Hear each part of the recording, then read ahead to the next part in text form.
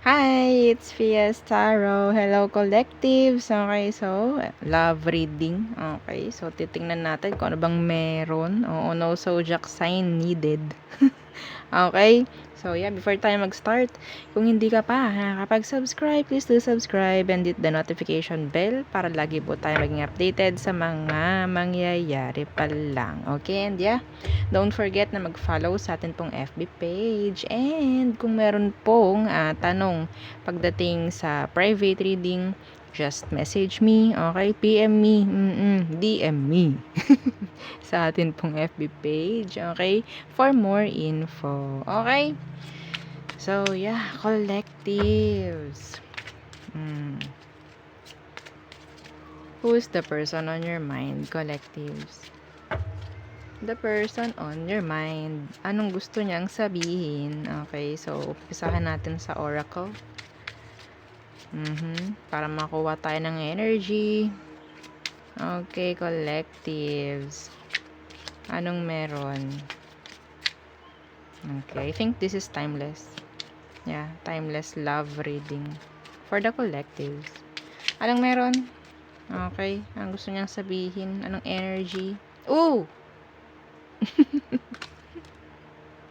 Oh, okay.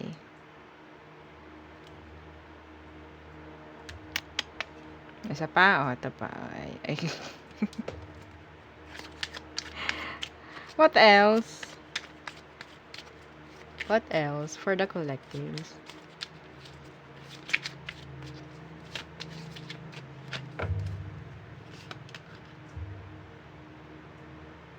Okay, I left you. Okay, I left when I saw you.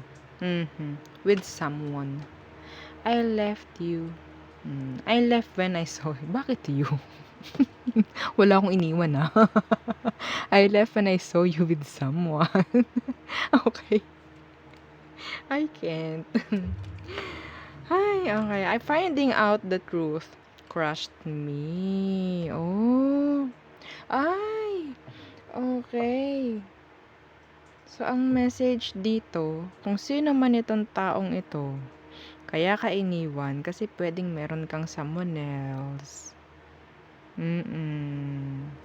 Pwedeng vice versa, don't worry. Okay? Finding out the truth crushed me. I left when I saw you with someone. Nako, sino dito ang guilty? Taas ang kamay. Siyempre, walang tataas. Okay. Collectives. Anong meron? Anong meron sa taong ito? Umalis siya. Or pwedeng ikaw to, ha? Don't worry. Pwedeng maging vice versa ang energy. Kasi energy lang naman to, no? Okay. So, anong meron sa taong to? Anong meron sa kanya? So, yes, meron ditong separation. Okay. Ano ang meron sa kanya, collectives? The temperance in reverse. Naging impatient. Okay, naging impatient. Temperance in reverse, that's Sagittarius. Fire sign. Okay? May like short temper ditong taong to. Specific po yun ha, hindi po yun para sa lahat. Okay, ano tong temperance in reverse?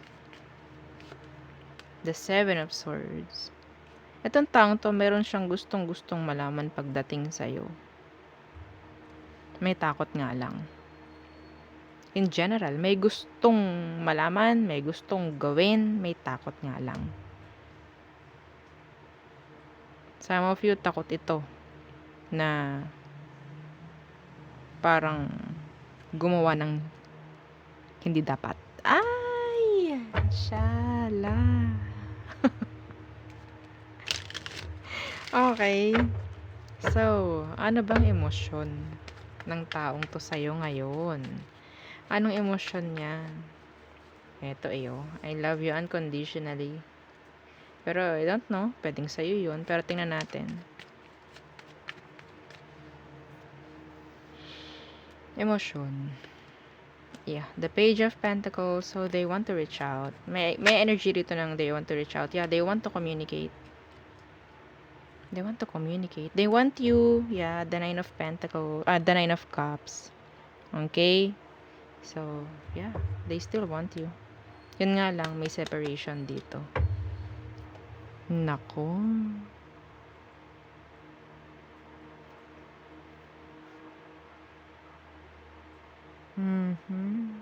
Wala, gusto kanyang kausapin. Emosyon niya, gusto kanyang kausapin. Gusto niya mag-reach out.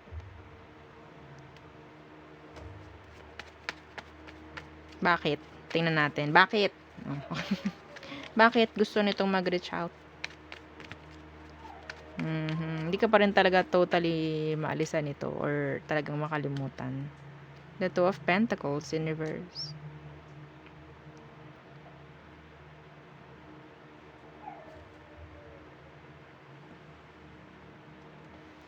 The Two of Pentacles in reverse. The Five of Swords.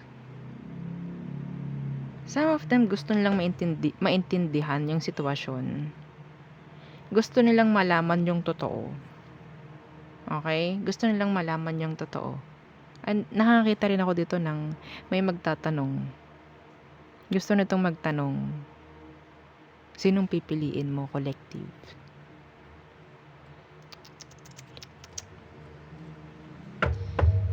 Okay. Ano ba ang emosyon mo para sa kanya, collectives? Ano emosyon mo for them? The Knight of Wands. Nak ng tokwa. Okay, the Knight of Wands in reverse. Some of you talagang nilalaro mo tong taong to. Yeah, dinrap mo pa. The Ten of Wands in reverse. Anong meron dito? Are you a player? Are you a player? Etong taong to parang minahal ka ng, tapat. Unconditionally. Some of you. Pero, gusto nitong malaman. Kung sino ba talaga. Yes. Gustong gusto nitong malaman anything. Kahit ano, idea from you, mga ganyan. Emotion mo for them, hindi ka seryoso. Kahit ikaw yung nakikinig ngayon, okay, hindi ko para pagandahin tong reading mo. Kung ganito ang nakukuha ko, ito yung sasabihin ko. Okay? So, it's up to you. Kung talaga bang reverse to, di reverse. Pero kung hindi, kunin mo to. Take mo. Okay?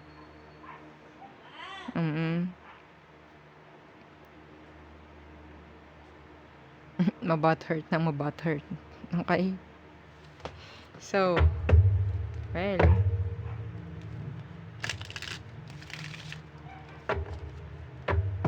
yung iba naman talaga kasi nakikita ko pwedeng, pakiramdam mo, ikaw yung iniwan, ikaw yung inalisan, ikaw yung niloko, kaya dinrap mo. Nasa sa inyo yun ha, kung saan nyo i-fit yung situation nyo. Okay? Anong next action niya towards you? Anong next action? The High Priestess. In reverse. Maging open. Sumagot ng dapat sagutin. Okay? Mga tanong. Yan. The High Priestess in reverse and the Ace of Pentacles. They want you. They want you. Malinaw sa taong to na gusto ka nito.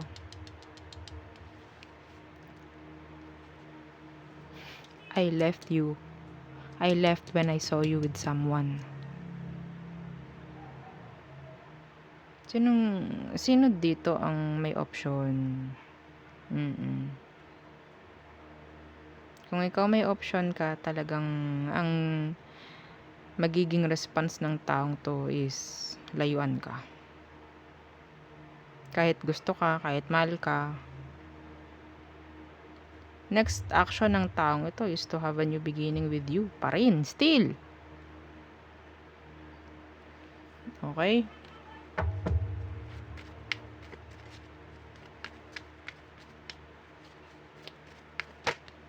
Yeah, the Tower in reverse.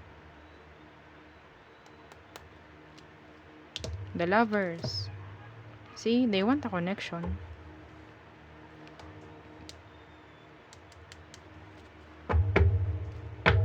Anong outcome nyo? Nag-iiba yung boses ko. Okay. Anong outcome nyo? Anong outcome nyo ng taong ito? Okay. The Six of Pentacles. Some of you, this is asking or giving forgiveness. Okay? Six of Pentacles. Yeah, this is another another chance. Yeah, the Page of Wands again.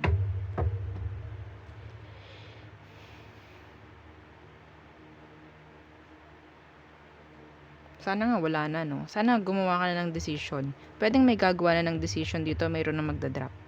Okay?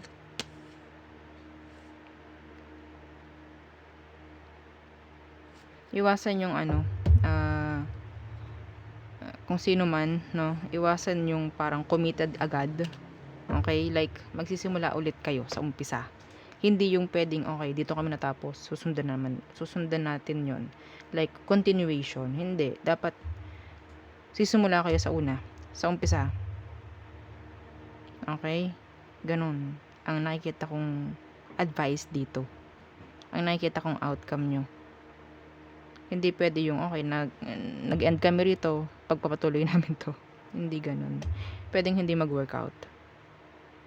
Okay? So, yeah. So, tingnan natin.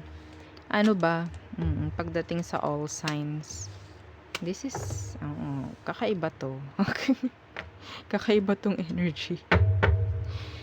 Okay. So, tayo tumungo na sa all signs. Aries through Pisces.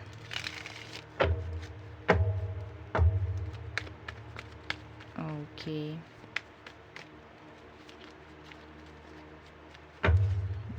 Aries. Ayaw na nila. Walang effort from them. Taurus. Okay. So, pwedeng makipag-communicate si Taurus sa'yo emotionally. Ganyan. May emotion. Oo.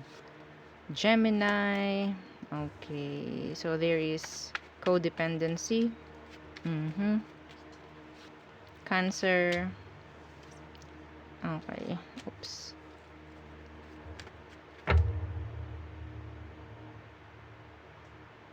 I don't know, like, pwedeng wala na silang attraction.